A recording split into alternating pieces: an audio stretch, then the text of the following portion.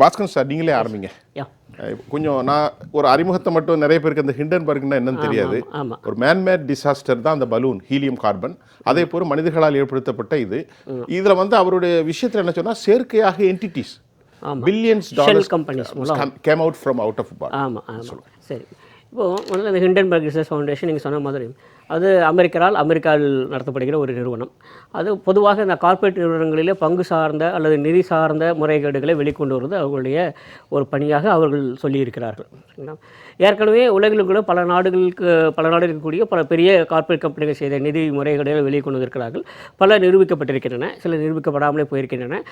பல கார்ப்பரேட் நிறுவனங்களின் நிதி முறைகேடுகளை ஹிண்டன்பர்க் கூட கவனிக்காமலே போயிருக்கிறது, அதுவும் சொல்லிடலாம். சரிங்களா? எல்லா நிதி முறைகளும் வெளியே கொண்டு வந்தாங்க இல்லை, தே ஹேவ் பீன் வெரி சூசி. அவங்க என்னெல்லாம் கொள்ளலாம், எந்த கார்ப்பரேட் படி சொல்லலாம் அப்படிங்கிறது அவங்க ரொம்ப சூஸியாக தான் இருந்திருக்காங்க. சரிங்களா? அது மிக முக்கியமானது. இரண்டாவது, மொரீஷியஸ் உள்ளிட்ட பல நாடுகளில் இருக்கக்கூடிய ஷெல் கம்பெனிஸு, அது மூலம் வரக்கூடிய இந்த டேக்ஸ் ஹேவன் மூலம் வரக்கூடிய நிதி முதலீடுகள், அதை அவர்கள் ஆராய்ந்திருக்கிறாங்க. இரண்டு முக்கியமாக இன்றைக்கு நம்ம பதிவு செய்ய வேண்டியது என்ன அப்படின்னா, ஹிண்டன்பர்க் ரிசர்ச் ஃபவுண்டேஷன் சொல்லியிருக்கக்கூடிய தரவுகள், அவர்கள் எந்த தகவல்கள் அடிப்படையாக வைத்து சொல்லியிருக்கிறார்களோ அவை எல்லாமே, அநேகமாக எல்லாமே ஏற்கனவே பொது வெளியில் இருக்கக்கூடிய தகவல்கள், பப்ளிக் டொமைனில் ஏற்கனவே இருக்கக்கூடியதான். இவங்க என்னவோ வந்து இன்வெஸ்டிகேட் பண்ணி டிடெக்ட் பண்ணி அந்த மாதிரி கொண்டு வந்தாங்களான்னா இல்லை, அது அவர்களே சொல்லியிருக்காங்க. கொண்டு வந்தால் ஹிண்டன்பர்க். ஆமாம், அவங்க சொல்லக்கூடிய எல்லாமே என்ன அப்படின்னா ஏற்கனவே பப்ளிக் டொமைனில் இருக்கக்கூடியதான். அநேகமாக எல்லா தரவுகளுமே பப்ளிக் டொமைனில் இருக்கக்கூடியதான். ஆனால் இருந்தாலும் இந்த அளவுக்கு இம்பாக்ட் வரல. இல்லை, அதை இவர்கள் எப்படி பார்க்குறாங்க? அப்போ 23 ஜனவரிக்கு அப்புறம் after Hindenburg revealed the report, that should be hectic talk going on. இல்லை, அது என்ன பண்ணியிருக்காங்க அப்படின்னா, திரும்ப சொல்கிறேன், அவங்க ரிசர்ச் பண்ணுறாங்க. ஆமாம், அது என்ன பண்ணுறாங்கன்னா, ஏற்கனவே இருக்கக்கூடிய தகவல்கள் அடிப்படையில் இது பண்ணியிருக்கோம். இது இன்றைக்கி வந்து இல்லை கூட, இப்போ கூட அந்த நம்ம பேசக்கூடிய இந்த தகவலில் கூட அவங்க என்ன சொல்லியிருக்காங்கன்னா, இட் அப்பியர்ஸ் தட் அப்படி தான் ஆரம்பிக்கிறாங்க. தேர் மே பி சர்டன் மிஸ்அப்ரோப்ரியேஷன் அப்படி தான் சொல்கிறாங்க ஆக்சுவலாக. ஸோ அவர்கள் வந்து ஒரு முடிவுக்கு வருவதில்லை, ஒன்று.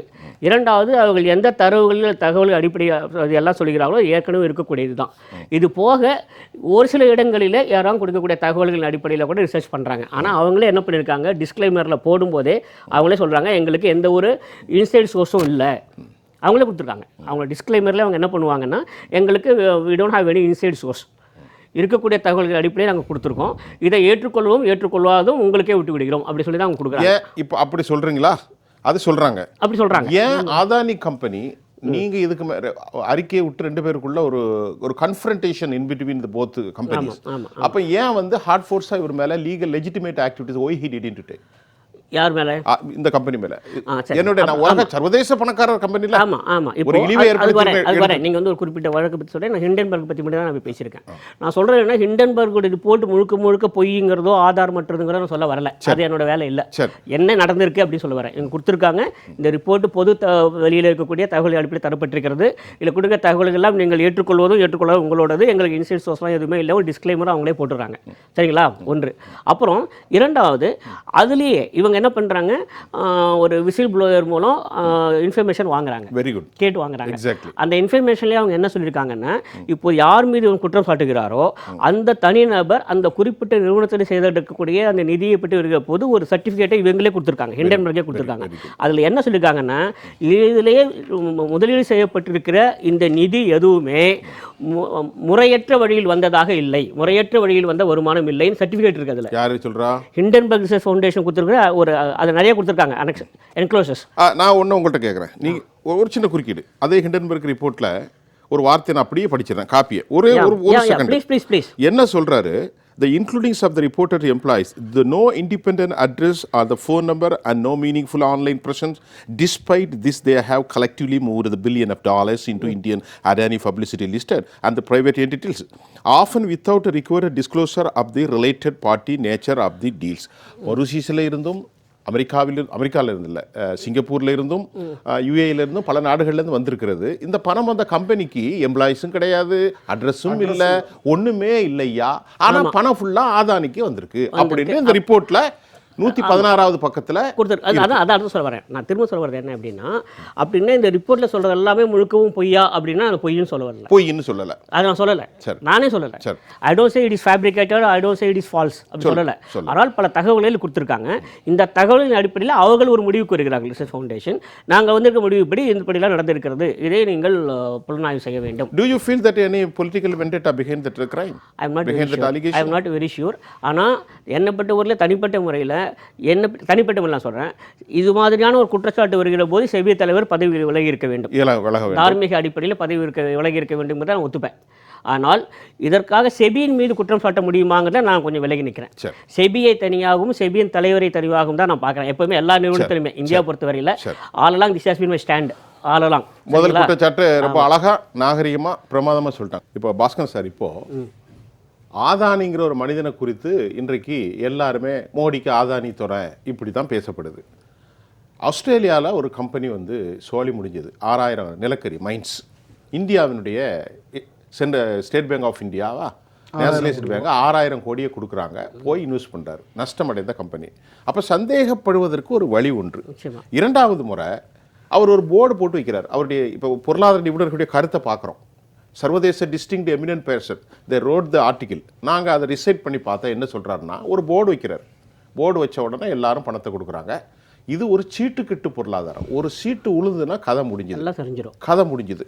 நீங்கள் தான் சொல்லணும், என்னை விட உங்களுக்கு அதில் எல்ஐசி, இந்தியாவுடைய நேஷனலைஸ்டு வங்கிகள், பிஎஃப் ஃபண்டு, இன்சூரன்ஸு எல்லாத்தில் பங்கும் இது இருக்குது. இது சாதாரண விஷயம் இல்லை, 5 லட்சம் கோடி கணக்கு போடுறாங்க, மிகப்பெரிய ஆபத்து அப்படிங்கிற கட்டுரையும் வந்துருக்கு. சில விஷயங்கள் நம்ம நல்லா தெளிவாக புரிஞ்சுக்கலாம். நான் பொதுவாகவே இந்த பங்குகளுக்கெல்லாம் எதிரானவன். நான் இந்த கம்பெனி பங்குகளுக்கெல்லாம் எதிரான அடிப்படையாக காந்தியவாதி தான். எனக்கு இதெல்லாம் நம்பிக்கை இல்லை. கார்பரேட் மேலாம் கார்பரேட்டுக்கெல்லாம் மிகவும் நியாயமாக நடக்கும் நான் என்றைக்குமே எதிர்பார்த்தது, கனவுல கூட எதிர்பார்க்கறது. சரிங்களா? அதனால் அது இல்லவே இல்லை. அப்புறம் இரண்டாவது திரும்ப சொல்கிறேன், இந்த ஷேர் பிஸ்னஸ்ங்கிறதே it is called speculative business. ஆங்கிலத்தில் அப்படி தான் சொல்லுவாங்க, ஸ்பெகுலேட்டிவ் பிஸ்னஸ் தான். Where there is speculation there is naturally misappropriation இருக்க தான் செய்யும். ஸ்பெகுலேஷனுங்கிறதும் மிஸ்அப்ரோப்ரியேஷனுங்கிறதும் சேர்ந்தே தான் போகும், தனித்தனியாக இல்லை. அதனால நாங்கள் அதுக்கெல்லாம் எதிராக இருக்கிறோம். சரிங்களா? பெரு நிறுவனங்களுக்கு எதிராக, பங்குகளுக்கு எதிராக இருக்கக்கூடியவர்கள் தான். அதனால் அதில் எந்த ஒரு இதுவும் இல்லை. அப்புறம் இரண்டாவது மீண்டும் சொல்கிறேன், இப்போது இந்த செபி நிறுவனத்தின் தலைவர் வந்து அப்பாயின்மெண்ட்டே தவறுன்னு சொல்லிட்டு நம்முடைய நண்பர் சொன்னாங்க. அதில் எனக்கு முழு உடன்பாடு உண்டு.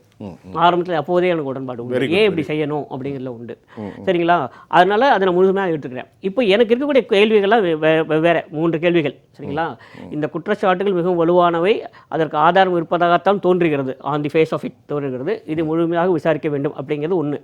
இரண்டாவது, ஹிண்டன்பர்க் கூட ஆரம்பத்தே நான் சொன்னேன், திரும்பவும் சொல்கிறேன், அவள் சொன்ன குற்றச்சாட்டுகளில் ஆதாரம் இருக்கிறதா இல்லையா என்பதை விட ஹிண்டன்பர்க்குங்கிறத நான் வந்து முழுமையாக ஏற்றுக்கொள்ளவில்லை. நான் நேரடியாக சொல்கிறேன், நிராகரிக்கிறேன். குற்றச்சாட்டு நிராகரிக்கல, நல்லா அந்த குற்றச்சாட்டு நிராகரிக்கல, அந்த கம்பெனியை நிராகரிக்கிறேன். அது அப்படி ஒன்றும் ரொம்ப பிரமாதமான ஒரு ரொம்ப நம்பகத்தன்மையான நிறுவனமான நிச்சயமா இல்லை. இப்போ நேத்தன் ஆண்டர்சன் ஒருத்தலார 2017 ஆரம்பிச்ச கம்பெனி நான் வரலாற்றை சொல்லிட்டேன். இப்போ ஒரு கம்பெனி இன்டர்நேஷனல் லெவலில் ஒரு குற்றச்சாட்டை சொல்லுது, அதை ஜேபிசி போட்டு ஆய்வு செய்யறது நம்ம கடமையா இல்லையாங்கிறது உண்டு. அதான் சொல்றேன், நான் சொல்றது குற்றச்சாட்டுகள் வேற, குற்றச்சாட்டு யார் கொடுத்திருக்காங்கிறது வேற. அதனால இந்த குற்றச்சாட்டு கொடுத்தது ஹிண்டன்பர்க்கு வந்து நம்ம எந்த சர்டிஃபிகேட்டும் கொடுக்க வேண்டாம், அது கொடுக்கறது தப்பு தான். ஹிண்டன்பர்க் அந்த இதுக்கெல்லாம் வந்து மரியாதையான நிறுவனமெல்லாம் கிடையாது. ஆக்சுவலாக in my opinion, sorry to say, அப்படிலாம் கிடையாது.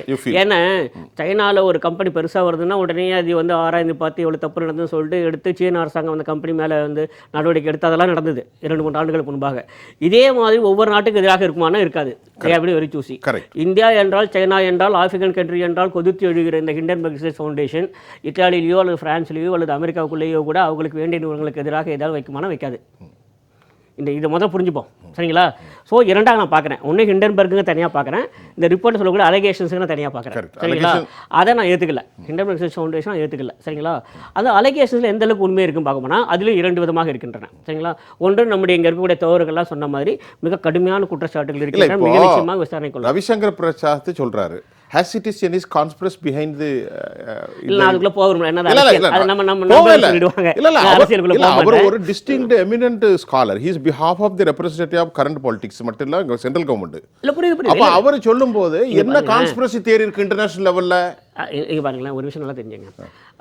அவர் எந்த கட்சியை சேர்ந்தவராக இருந்தாலுமே ஒரு அரசியல் தலைவர் சொல்கிற போது அதை முழுமையாக அப்படியே ஏற்றுக்கொள்வதில்லை நிராகரிப்பதும் இல்லை. அது செய்தியாக பார்த்துட்டு போகிறேன், அவ்வளோதான், பேசுறதில்ல, அவ்வளோதான். அதில் அப்படியே கடந்துட்டு போகிறேன். அது யாராக இருந்தாலுமே அது மேலே நான் போகிறதில்லை. ஆனால் எனக்கு என்ன இப்போ ஒரு முக்கியமான விஷயம் தோணுதுன்னா, இத்தனை கடுமையான குற்றச்சாட்டுகள் வந்த பின்னரும் அவர் அதே பதவியில் இருப்பதும் அவர் பதவி விலக மறுப்பதும் அவரை பதவி விலக செய்ய மறுப்பதும் மோசமான விஷயம். கண்டிப்பாக அது ஏற்றுக்கொள்ளவே முடியாது. இத்தனை 2-3 நாட்களாக இந்த பிரச்சனை போயிட்டு இருக்கு. இந்த பிரச்சனை போன உடனே அவரை கூப்பிட்டு அவர் பதவி விலக சொல்லியிருக்க வேண்டும் உடனே, அல்லது பதவி நீக்கி இருக்காங்க. அவர் இருக்காரு, ஆனா அவங்க இருக்காங்க அப்படின்னா அதே இடத்துல இருந்து கொண்டு அவங்க சொல்றது தப்பு. அந்த வினீத் போகே அந்த அம்மா பாருங்க, அவர் மல்யுத்த விவகாரத்தில் ஒரு விவகாரம் நடக்குது. இந்த அரசில் அது ஒரு தவறை பார்க்க முடியுமா? எப்படி ஒரு பிரச்சனை வருது, 4 பொம்பளை பிள்ளைங்க எங்களை பாலியல் பலாத்காரம் செஞ்சுட்டாங்க அப்படின்னு போராடுறாங்க ரோட்ல, உடனடியாக அவர் வெளியே நீக்கணும்ல. அவர் கடைசி வரைக்கும் எம்பியாவே இருந்தார்ல. அப்ப மக்களுக்கு என்ன நன்மை? இப்ப மட்டும் இல்ல, தொடர்ந்து சொல்கிறேன், எப்போதெல்லாம் ஒரு நிறுவனத்தில் மிக முக்கிய பொறுப்பு இருக்கக்கூடிய மீது குற்றச்சாட்டு வருகிறதோ அதைத்தான் அவர் பதவி விலக வேண்டும் அல்லது பதவி விலக. அதைத்தான் ரமேஷ் சொல்றாரு, செனட்ல கிளி கழிச்சு போடுவாங்க.